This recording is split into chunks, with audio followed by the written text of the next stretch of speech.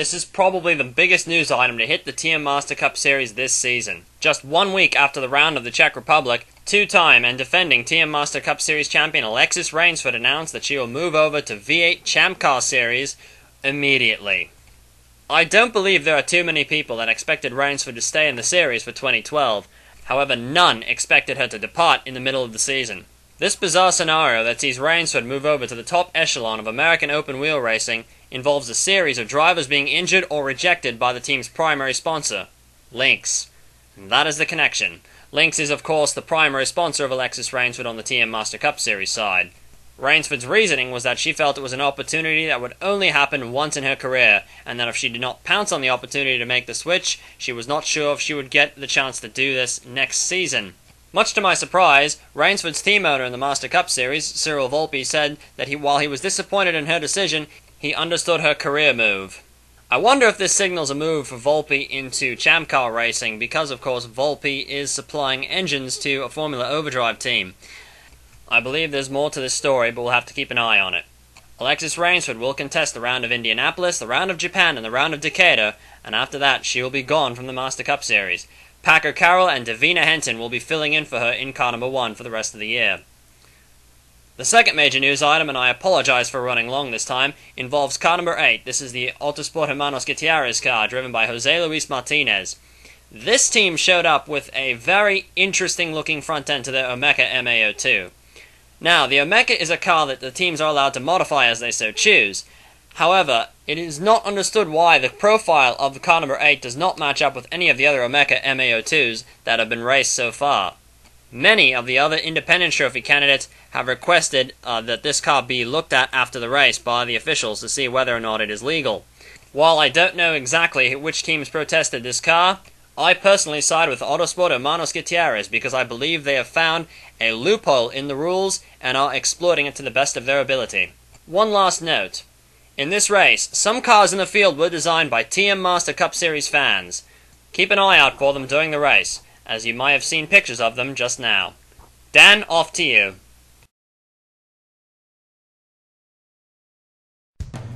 Thank you, Lance. Taking out the Delano Polaroid on this Independence Day weekend is Mike Whitmore in car number 36 for Team SAR USA. Tony Durbin started on the outside of the front row in one of the fan design cars. Bobby Porteau, car 15, and Scott Stoidler, car 23, are also driving fan design cars. Looks like Whitmore is trying to take the middle lane, and oh, Durbin runs him down. They made contact there. Whitmore gets into Durbin. Durbin's trying to hang on to it, but Whitmore spins Durbin in front of the entire field. Oh no, this is a huge catastrophe. We're not even through the first turn on the first lap, and that's at least 20 cars in there. At least. That's a huge pileup at the start, and that had no reason to happen at all. I have never seen anything like this since the days that Steve Marshall and Ian Cooper were going at it in 2006. Somebody in the back hammered into the back of that wreck. It might have been Franz Redlich and Dan McKay. Redlich, of course, didn't set a time in qualifying. We're on board with Scott Stoidler now. As there you see, Durbin runs Whitmore below the line. They made contact, apparently, and that's why they went down below the line, but Whitmore just runs into Durbin. Durbin tries holding on to that car, but oh my, I have never seen anything like this before. Never seen two cars decide to wreck each other in front of the entire field. Now here's Dan McKay gets a very poor start in that car number 20. I don't know if that's if he's just trying to hang back because this is his first ever start. Franz Redlich in car 94 did not set a time in qualifying. In the Gessler, they had problems with that car. But there's the problems up ahead. McKay is going to pick a line, and Redlich just decides to follow him, but there is absolutely nowhere to go. Absolutely not. Dan McKay and Franz Redlich, innocent victims there. On board with Arto Kekkonen in one of the fan design cars. Zelda Ashby in front of him, also one of the fan design cars. And Arto almost gets away with this, but he gets caught up in it. Arto's going to continue on, but there is some damage to this 14 car. Amazing that something like this would happen on the first lap of the first turn at Daytona, no less. This is not a track like Brno or Cariala or some of these other tracks where turn 1 really funnels up and you have to go in there you can go in there 4 wide, but you can't come out there 4 wide. So this just seems way out of hand for everybody, pretty much. Both cars involved in this that triggered this madness off. Scott Bates goes for a couple of rolls. That's going to be hugely disappointing for him. And looks like wow, a couple of cars in the back didn't look like they used a lot of brakes there. Bobby Porto in car 15 is leading the race. He did not hit the pit lane like most of the rest of the field did. Leslie Riggs in car 29 did likewise. You'll notice one car off to the inside, Chris Johans. He hit the pit lane. He was first off the pit lane, but flat tire. We believe. A tire was going down, and he decides to do a bit of landscaping work. Either that or he just couldn't hold on to the car and took it into the grass. Now he's back on the apron. We had another caution, though, on lap number 6. John Parker Jr. in car number 53 is making his first start since Brazil last year. Zelda Ashby in car number 55 comes up and drafts with the Katsev. However, the Katsev is not a very fast car. Ashby appears to miscalculate that coming off turn 4. Hooks the back of the 53 car, takes herself, Hamilton, and Parker Jr. into the wall. All 3 cars continue on in the race. Adrian Devereaux leads on the restart. Everyone else again hit the pit lane.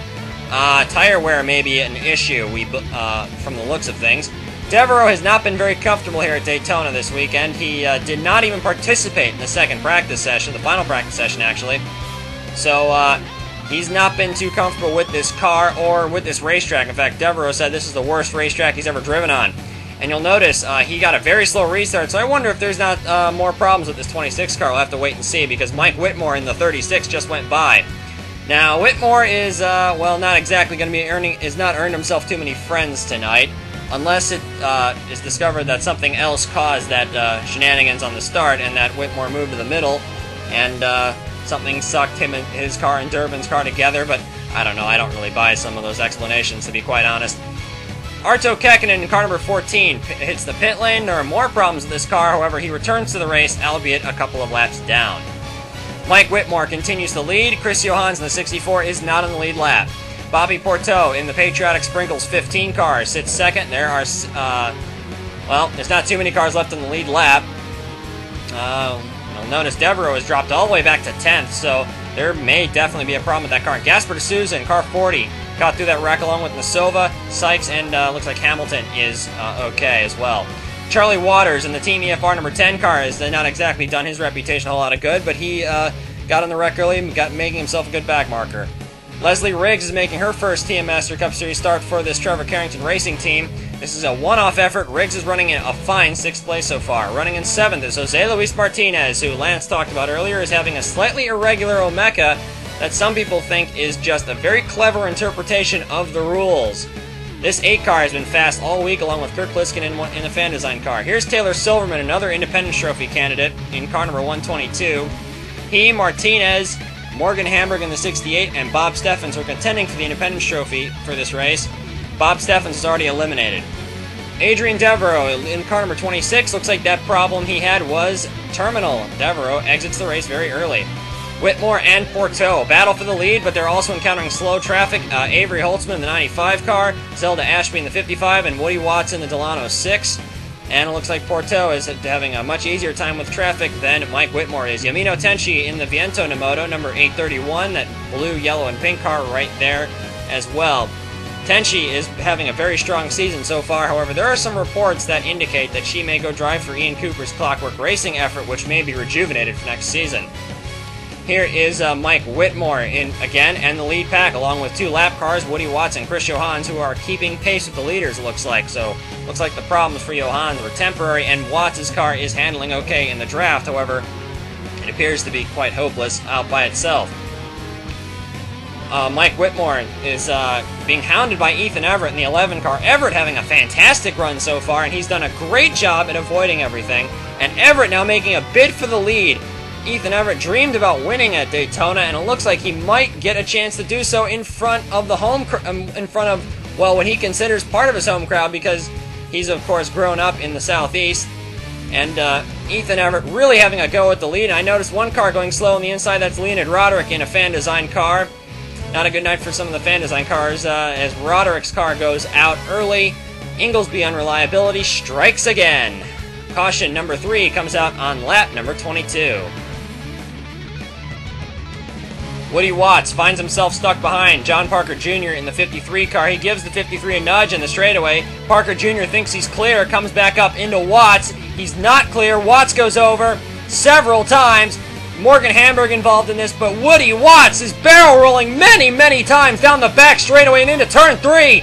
That is a huge, huge amount of rolls from Woody Watts. Oh!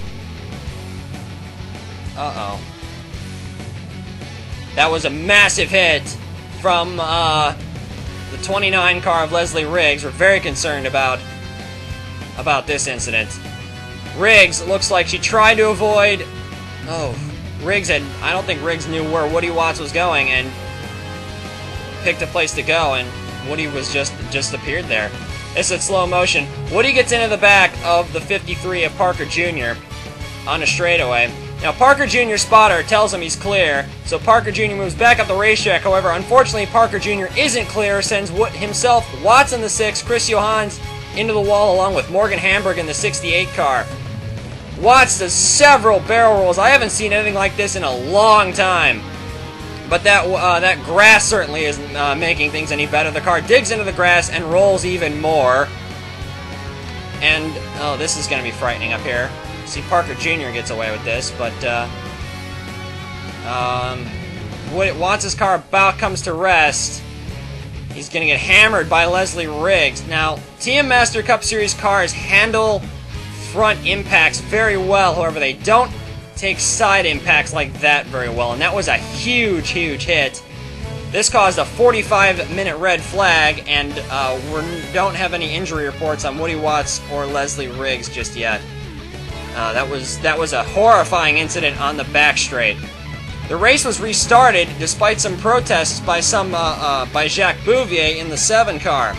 Bouvier has been very critical about driver safety in Master Cup Series racing, and Bouvier felt that the race should have been stopped. However, he got back in his race car and said that if the officials said the race would restart, I will race. So Bouvier putting his I'm not exactly sure how to interpret that, but Jacques Bouvier in car 7, still in the event and running very strongly. Mike Whitmore assumes the lead. Jose Luis Martinez in car number 8 is moving up through the field in the Gutierrez Omeka. They get stuck behind Michael Sykes in car number 45. Sykes is a lap car, but he's not making life too difficult for the leaders. He's holding a line, and it looks like... Oh! Porto got into Tenchi! Tenchi goes into the wall! So the cars first, second, third, and fourth all involved in an incident on lap 45! Oh, no!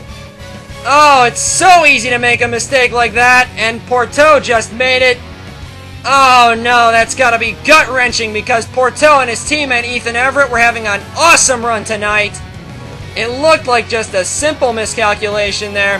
Tenchi may have gotten off the throttle not to run into the back of Michael Sykes' slower lapped car, and Bobby Porto just wasn't aware of it. That looked like an unfortunate chain reaction that took all 3 of the leaders out. No fault to Michael Sykes. He held his line. He did what he was supposed to do, but I really don't see how anyone could have avoided this one. It looked like Tenchi may have gotten off the throttle to avoid running into the 45. Bobby Porto wasn't aware of that. It was so subtle a lift by Tenchi that it was enough to get her car hooked by the 15 of Bobby Porto, and unfortunately Ethan Everett is involved in this incident.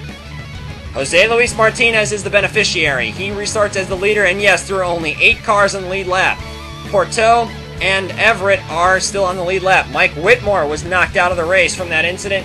Tenchi is still running in third, so it doesn't look like Tenchi only has rear end damage, and that won't hurt her car too much. Taylor Silverman in the 122 car, the Fortner. Awesome run for the Fortner gang. They were pretty confident coming into this race because, of course, Fortner's expertise has largely been at high speed. They've set many speed records in drag racing, and he's letting 2 cars go by, but those aren't for position. Lewis Kingston and Tom Delgado are a couple of laps down. The 5th caution of the race was on lap 52.